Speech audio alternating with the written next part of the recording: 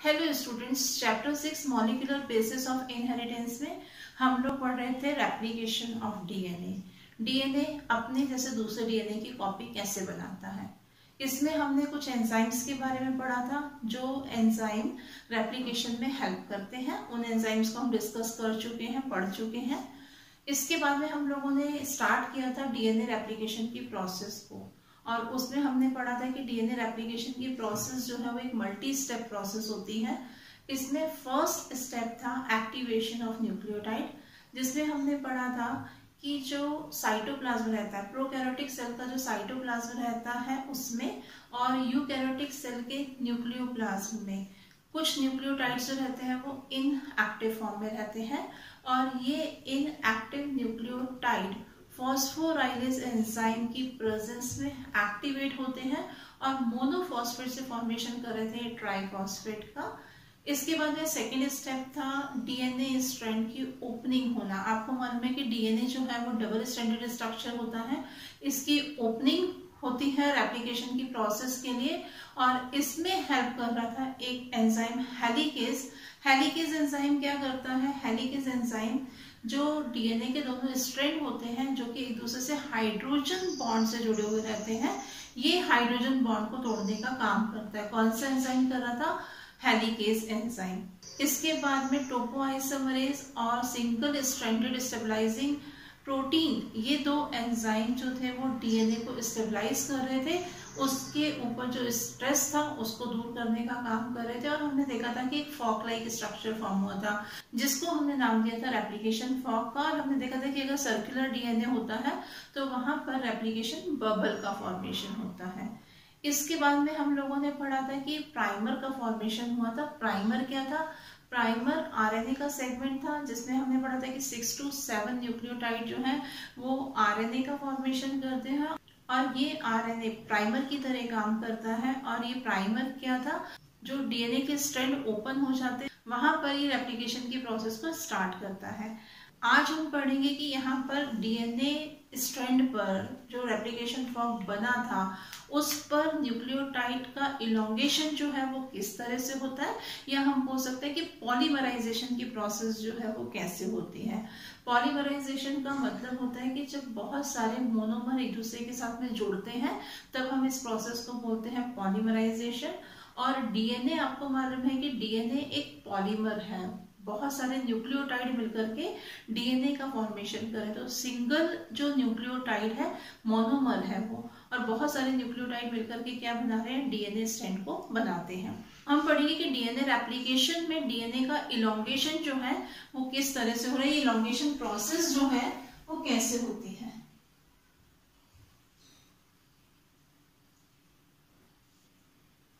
इस प्रोसेस में, इलोंगेशन की प्रोसेस में क्या होगा कि बहुत सारे न्यूक्लियोटाइड आकर के डीएनए का स्ट्रैंड, जो पेरेंट डीएनए है वो टेम्पलेट की तरह काम कर रहा है, वहां पर बहुत सारे न्यूक्लियोटाइड्स आकर के एक दूसरे के साथ में अटैच होते हैं और इलोंगेशन की प्रोसेस होती है। इस प्रोसेस में जो सबसे इंपॉर्टेंट एंजाइम है वो एंजाइम होता है डीएनए डिपेंडेंट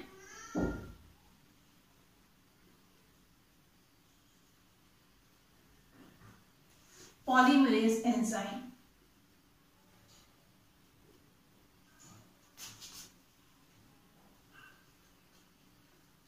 और हमने पढ़ा था कि जो DNA dependent DNA polymerase enzyme है यही मेन एंजाइम होता है जो डीएनए रेप्लिकेशन में एक इंपॉर्टेंट रोल प्ले करता है। बाकी दूसरे एंजाइम जो है वो डीएनए रेप्लिकेशन में हेल्प करते हैं, और ये एंजाइम जो है वो मेन एंजाइम होता है। तो क्या होता है इस प्रोसेस में? लास्ट क्लास में हम लोगों ने पढ़ा था कि डीएनए स्ट्रैंड जो है वो ओपन होकर के किसका फॉर्मेशन कर रहा था? यहाँ पर ये फॉर्मेशन कर रहा था रेप्लिकेशन फॉर्क का, ये हम पढ़ चुके हैं इतना। ये एंड जो था कौन सा एंड था? ये था 3 प्राइम, जो पेरेंट डीएनए है उसका 3 प्राइम, यहाँ पर ये 5 प्राइम, ये 5 प्राइम और ये 3 प्राइम। ये पेरेंट डीएनए है जो ओपन हुआ है, और क्या बना है? ये बना है रेप्लिकेशन फॉर्क।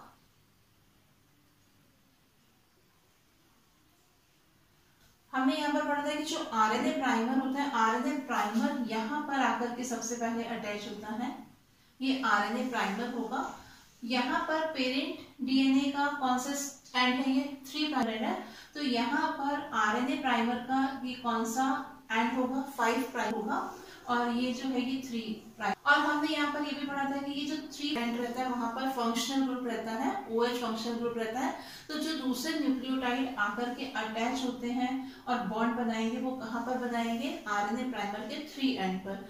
न्यूक्लियोटाइड का जो 3rd कार्बन होता है, 3rd कार्बन के OH पर आकर के ये मॉलिक्यूल्स जो रहते हैं, दूसरे न्यूक्लियोटाइड जो रहते हैं वो आकर के अटैच होते हैं। तो यहाँ पर आरएनए प्राइमर अटैच हो जाएगा। इसके बाद में एक नया न्यूक्लियोटाइड आया जो डीएनए न्यूक्लियोटाइड है। इसके बीच में यहाँ पर जो नया न्यूक्लियोटाइड आया है इसका ये एंड 5 एंड होगा, ये एंड जो है वो 3 एंड होगा।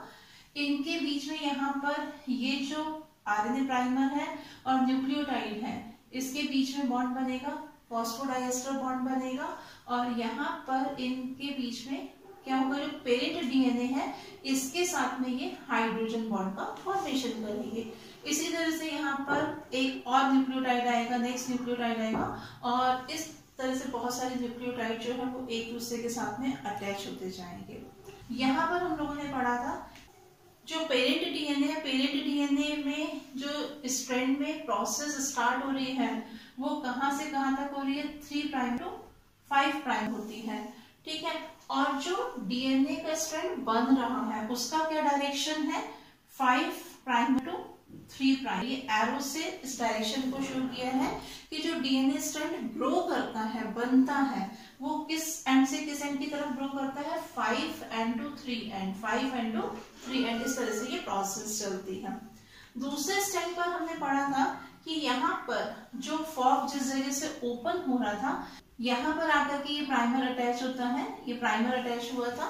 इसमें यहाँ पर ये एंड जो था इसका कौन सा एंड था, ये एंड इसका 5 एंड था और ये इसका 3 एंड, 3 प्राइमर था। और यहाँ पर भी यही प्रोसेस हो रही थी कि नया न्यूक्लियोटाइड है वो आकर के यहाँ पर अटैच होता है। इस न्यूक्लियोटाइड का ये कौन सा न्यूक्लियोटाइड है, ये है हमारा डीएनए न्यूक्लियोटाइड। तो इस न्यूक्लियोटाइड का ये कौन सा एंड था, 5 एंड था, ये 3 एंड था। तो इनके बीच में भी क्या हुआ, फॉस्फोडाइएस्टर बॉन्ड से अटैच होंगे और पेरेंट डीएनए के साथ में ये जो न्यूक्लियोटाइड है वो क्या करेगा, हाइड्रोजन बॉन्ड का फॉर्मेशन करेगा। तभी दोनों स्ट्रैंड जो आपको मालूम है एक दूसरे से अटैच होते हैं। इस तरह से यहाँ पर ये प्रोसेस जो है चल रही थी। ये लास्ट क्लास में हम लोग पढ़ चुके हैं। यहाँ पर आपको एक बात जो हमेशा याद रखनी है वो ये है कि जो डीएनए स्ट्रैंड बन रहा है वो किस डायरेक्शन में ग्रो कर रहा है, 5 end to 3 end. Parent strand जो है जो टेम्पलेट की तरह काम कर रहा है इसका 3 प्राइमर टू 5 प्राइमर प्रोसेस चल रही है, पेरेंट डीएनए पर प्रोसेस चल रही है। लेकिन जो डीएनए बन रहा है वो किस डायरेक्शन में ग्रो हो रहा है, 5 एंड टू 3 एंड की तरफ। सेम ऐसे ही यहाँ पर हमने देखा था कि यहाँ पर क्या है, ये प्रोसेस चल रही थी 5 प्राइमर टू 3 प्राइम। ये जो नया डीएनए बन रहा है ये ग्रो कर रहा है। इसके बाद में हम देखेंगे कि यहाँ पर ये प्रोसेस जो थी, इस प्रोसेस में कौन सा एंजाइम हेल्प कर रहा है, आपका DNA dependent polymerase enzyme help करता है। अब क्या होता है यहाँ पर कि जब ये स्ट्रैंड और ओपन हो जाएगा, यहाँ पर ये स्ट्रैंड अभी इतना ही ओपन था, यानी कि ये फॉर्क जो है स्ट्रक्चर इतना ही ओपन था। धीरे धीरे ये जो स्ट्रैंड है वो और ओपन हो जाएगा, फॉर्क जो है वो और बड़ा हो जाएगा। फॉर्क जो है वो कुछ इस तरह से हो जाएगा। यहाँ पर हम देखेंगे ये फॉर्क जो है इस तरह से और ओपन हो गया, डीएनए का स्ट्रैंड और ओपन हो गया। तो यहाँ पर हम देखिए, यहाँ पर एक प्राइमर के साथ में 3 न्यू न्यूक्लियोटाइड मैंने अटैच किए हैं। यहाँ पर भी 1 प्राइमर के साथ में 3 न्यूक्लियोटाइड, ताकि आप लोगों को कंफ्यूजन ना हो। अब हम देखेंगे यहाँ पर ये जो प्राइमर था, एक प्राइमर आपने देखा कि यहाँ पर अटैच हुआ, ये प्राइमर आरएनए प्राइमर था। यहाँ पर इसका ये 5 एंड था, ये 3 एंड था। और यहाँ पर न्यूक्लियोटाइड जो है जैसे जैसे ये ओपन होता जाएगा, स्ट्रैंड ओपन होता जाएगा, यहाँ पर नए न्यूक्लियोटाइड अटैच हो गए, फिर यहाँ पर नए न्यूक्लियोटाइड अटैच हो जाएंगे, ये न्यूक्लियोटाइड अटैच हो जाएंगे। इस तरह से ये प्रोसेस जो है वो कंटिन्यूएशन में चलती रहेगी। इनके बीच में बॉन्ड का फॉर्मेशन होगा, फॉस्फोडाइएस्टर बॉन्ड बनेगा। हर न्यूक्लियोटाइड का अपने से पहले वाले न्यूक्लियोटाइड से क्या होगा, बॉन्ड फॉर्म होगा, फॉस्फोडाइएस्टर बॉन्ड फॉर्म होगा। जो पेरेंट स्ट्रैंड है उसके साथ में ये हाइड्रोजन बॉन्ड का फॉर्मेशन करते हैं। यहाँ पर इस स्ट्रैंड पर क्या होगा, इस स्ट्रैंड पर क्या होता है कि यहाँ पर हमने अभी पढ़ा कि जो डीएनए ये वाला पार्ट जो है, इतना पार्ट, इतना पहले इतना फॉर्क ओपन था, डीएनए का स्ट्रैंड इतना ही ओपन था। यहाँ पर कैसे फॉर्मेशन हो रहा था, जो डीएनए का जो सेगमेंट बन रहा है वो कैसे ग्रो हो रहा है, 5'3" एंड ग्रो हो रहा है, 5' to 3' ग्रो करता है। तो यहाँ पर ये वाला पार्ट हम यहाँ पर ड्रॉ कर देते हैं कि यहाँ पर ये क्या था, आरएनए प्राइमर था, और यहाँ पर ये न्यूक्लियोटाइड जो थे, ये न्यूक्लियोटाइड इसके साथ में अटैच हुए थे, और यहाँ पर ये एक सेगमेंट बन गया था इसका डीएनए का, यानी कि ये न्यूक्लियोटाइड और ये आरएनए प्राइमर। अब जब ये स्ट्रैंड और ओपन हो जाता है, ये प्रोसेस उसी डायरेक्शन में चल रही है। यहाँ पर ये 5' है, ये 3' है, और यहाँ पर ये 3' होगा। इसके बाद में यहाँ पर क्या होता है कि एक नया प्राइमर, यहाँ पर एक नया प्राइमर आएगा, आरएनए प्राइमर, और यहाँ पर फिर से क्या होगा, एक और डीएनए न्यूक्लियोटाइड आकर के क्या होंगे, अटैच हो जाएंगे। ये प्रोसेस है, देखिए फॉर्क और ओपन होगा, जैसे जैसे ओपन होता जाएगा वैसे वैसे हर बार क्या होगा कि नया आरएनए प्राइमर जो है वो यहाँ पर आएगा, अटैच होगा, और उसके साथ में क्या अटैच हो जाएंगे, न्यूक्लियोटाइड आकर के अटैच हो जाएंगे। यहाँ पर बॉन्ड बनेगा, फॉस्फोडाइस्टर बॉन्ड बनेगा, इसके साथ में हाइड्रोजन बॉन्ड बनेगा, यहाँ पर फॉस्फोडाइस्टर बॉन्ड, इसके साथ में हाइड्रोजन बॉन्ड, और ये प्रोसेस जो है वो आप देखिए कि 5 एंड से 3 एंड में चल रही है। ये प्रोसेस जो है कंटिन्यूएशन, यानी कि जो डीएनए बन रहा है वो किस डायरेक्शन में ग्रो कर रहा है, 5 एंड टू 3 एंड ग्रो कर रहे हैं। और पेरेंट डीएनए पर ये प्रोसेस जो है आपको मालूम है कि 3 एंड टू 5 एंड जो है ये प्रोसेस चल रही है। अब क्या होगा, यहाँ पर इस स्ट्रैंड पर अगर हम देखें तो यहाँ पर कंटिन्यूएशन में क्या हो रहा है, डीएनए का फॉर्मेशन हो रहा है। लेकिन अगर हम इस स्ट्रैंड पर देखेंगे तो यहाँ पर क्या हम देखेंगे, डीएनए के स्मॉल सेगमेंट बनते हैं, और इन सेगमेंट को कहा जाता है, इसको क्या कहा जाता है, ओकाजाकी फ्रेगमेंट्स कहा जाता है। किसको, ये जो छोटे छोटे डीएनए के सेगमेंट्स फॉर्म हुए हैं। अब अगर हम डीएनए के स्ट्रैंड को ओपन कर देते हैं, और ये दोनों स्ट्रैंड को हम कुछ इस तरह से ड्रॉ कर देते हैं, यहाँ पर ये दोनों स्ट्रैंड जो है वो क्या हुए, ओपन हो गए हैं। ये पेरेंट डीएनए का कौन सा एंड था, 3' था, ये 5' है, यहाँ पर ये 5' था, और ये क्या है, ये 3' है। तो यहाँ पर किस तरह से डीएनए का फॉर्मेशन हुआ है, इस स्ट्रैंड पर, पेरेंट डीएनए के इस स्ट्रैंड पर, यहाँ पर आरएनए प्राइमर था ये, ठीक है। इसके बाद में यहाँ पर क्या है, यहाँ पर ये न्यूक्लियोटाइड जो है वो इस तरह से अटैच होते जा रहे हैं इसके साथ में, और कंटिन्यूअस प्रोसेस चल रही है, ठीक है। यहाँ पर ये जो न्यूक्लियोटाइड है इस तरह से कंटिन्यूअस अटैच होते जा रहे हैं, न्यूक्लियोटाइड एक दूसरे के साथ में मिलकर के डीएनए सेगमेंट का फॉर्मेशन कर रहे हैं।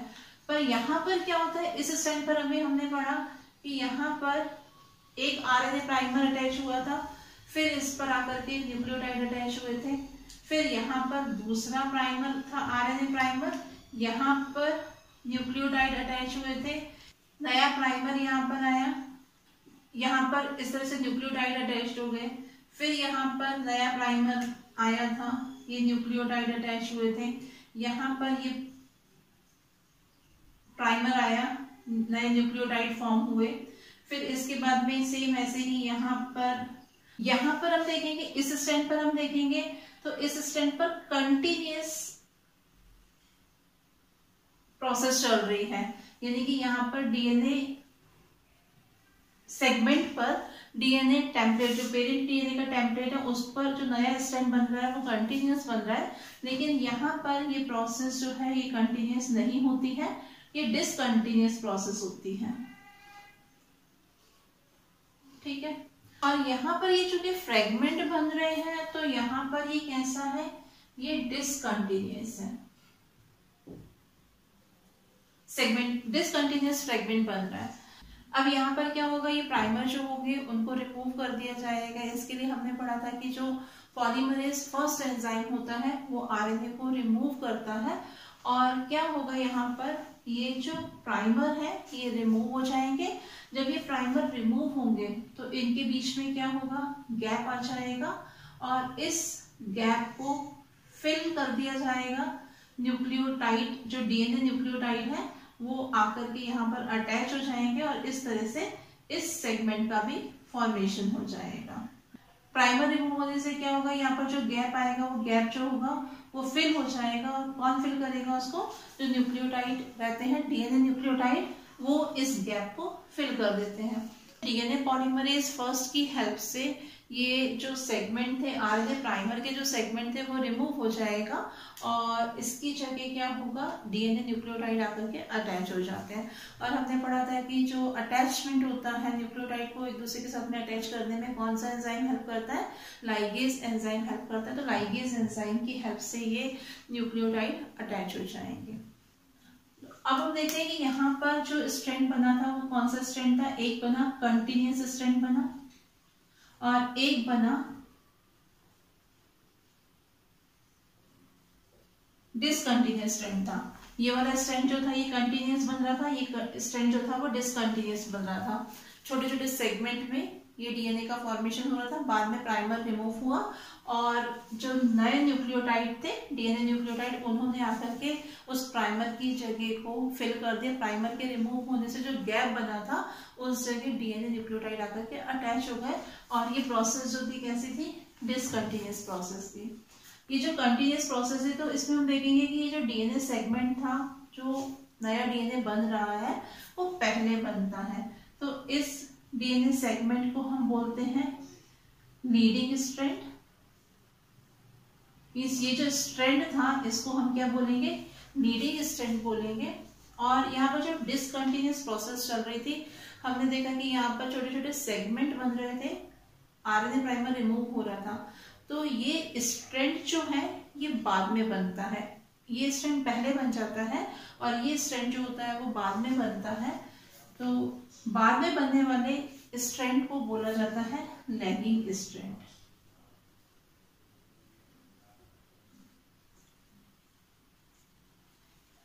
इस तरह से पेरेंट डीएनए के जो 2 स्ट्रैंड थे जो कि टेम्पलेट की तरह काम कर रहे थे, यहाँ पर दोनों पे फॉर्मेशन हो गया 2 डीएनए स्ट्रैंड का, एक है लीडिंग स्ट्रैंड और एक है लैगिंग स्ट्रैंड। एक जो लीडिंग स्ट्रैंड है वो कंटिन्यूअस फॉर्म होता है और जो लैगिंग स्ट्रैंड होता है वो स्मॉल फ्रेगमेंट्स में फॉर्म होता है, जो बाद में एंजाइम की हेल्प से प्राइमर को रिमूव करके गैप को फिल कर देता है और एक नया स्ट्रैंड बनता है।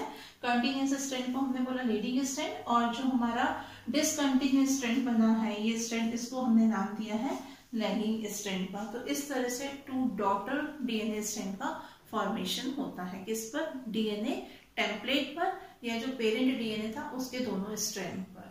तो दोनों स्ट्रैंड बनने के बाद में जो नेक्स्ट स्टेप आता है वो स्टेप है प्रूफ रीडिंग। प्रूफ रीडिंग में क्या होता है, यहाँ पर ये देखा जाता है कि ये जो न्यूक्लियोटाइड है एंजाइम की हेल्प से ये प्रोसेस होती है। तो यहाँ पर जो न्यूक्लियोटाइड डीएनए न्यूक्लियोटाइड आकर के अटैच हुए थे इनमें से कोई न्यूक्लियोटाइड रॉन्ग तो नहीं है। अगर कोई रॉन्ग न्यूक्लियोटाइड होता है तो वो करेक्ट न्यूक्लियोटाइड से रिप्लेस हो जाता है। और इस प्रोसेस में जो एंजाइम हेल्प करते हैं वो एंजाइम है डीएनए पॉलीमरेज फर्स्ट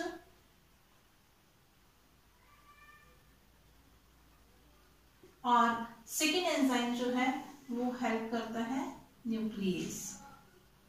तो इस तरह से इन 2 एंजाइम की हेल्प से प्रूफ रीडिंग होती है और बाद में ये दोनों स्ट्रैंड यानी कि एक पेरेंट डीएनए का स्ट्रैंड और एक डॉटर डीएनए का स्ट्रैंड आपस में क्या होगा, मिलकर के एक नए डीएनए का फॉर्मेशन करते हैं। पेरेंट डीएनए जो रहता है उसमें ये 3 प्राइम और 5 प्राइम है और यहाँ पर जो नया डीएनए बन रहा है, सेगमेंट बन रहा है वो क्या है 5 प्राइम टू 3 प्राइम ग्रो करता है, पता है आपको। यहाँ पर भी ये होगा, ये क्या होगा, ये 3 प्राइम होगा, ये 5 प्राइम होगा।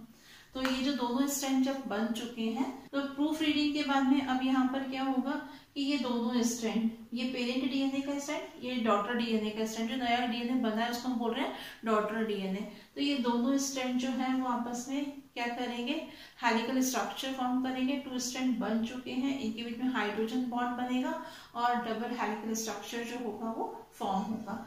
और इस मेथड को जिसमें कि डीएनए के में एक स्ट्रैंड पेरेंट डीएनए का रहेगा और एक स्ट्रैंड जो है वो डॉटर डीएनए का रहेगा, इसको हम सेमी कंजर्वेटिव मेथड बोलते हैं, जिसमें कि जो डीएनए सेगमेंट नया डीएनए बना है उस डीएनए में एक स्ट्रैंड जो है वो पेरेंट डीएनए का और एक स्ट्रैंड जो है वो डॉटर डीएनए का है। तो इस तरह से डीएनए का रेप्लिकेशन होता है जिसमें एक डीएनए से 2 नए डीएनए फॉर्म होते हैं। अभी हमने पढ़ा कि जो डीएनए सिंथेसाइज हुआ है उसका सेमी कंजर्वेटिव मोड में रेप्लिकेशन हुआ है। तो नेक्स्ट क्लास में हम इसे समझेंगे एक एक्सपेरिमेंट से और इसी टॉपिक को कंटिन्यू करेंगे। Thank you.